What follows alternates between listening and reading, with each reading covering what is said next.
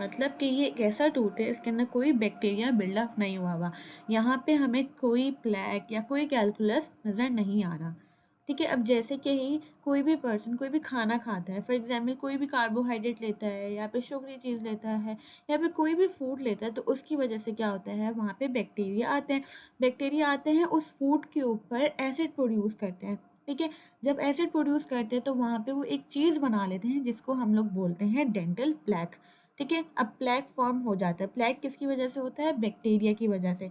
ठीक है, it is an sticky colourless to pale yellow biofilm made up of bacteria, जो कि bacteria से बना होता है और ये पेल येलो वाइटिश कलर का होता है। और ये ज़्यादातर कहाँ पे फॉर्म हो रहा होता है, गम लाइन में, मतलब सर्वाइकल एरिया पे फॉर्म हो रहा होता है।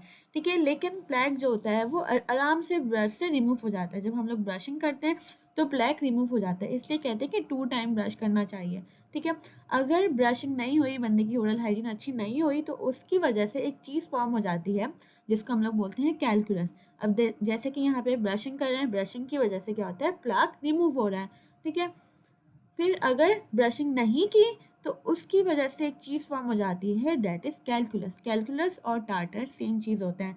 ठीक है, अब कैलकुलस जो होता है वो फॉर्म इसलिए होता है क्योंकि हमारे जो सलाइवा के अंदर होते हैं वो मिनरल्स होते हैं। कौन कौन से, कैल्शियम्स होते हैं और पोटेशियम होते हैं। ठीक है, अगर बेसिकली प्लाक वहाँ पे फॉर्म रहा, वहाँ पे तो बैक्टीरिया है प्लाक के ऊपर, तो क्या करेगा, बैक्टीरिया वो मिनरल्स लेगा और उसकी वजह से जो प्लाक होगा वो हार्ड हो जाएगा और वो फॉर्म करेगा कैलकुलस, और जो कि 24 टू 72 आवर्स में फॉर्म हो जाता है। फिर ये ब्रशिंग से रिमूव नहीं होता। फिर कैलकुलस जो होता है वो हम स्केलिंग या पॉलिशिंग, स्केलिंग से रिमूव कर रहे होते हैं। ठीक है,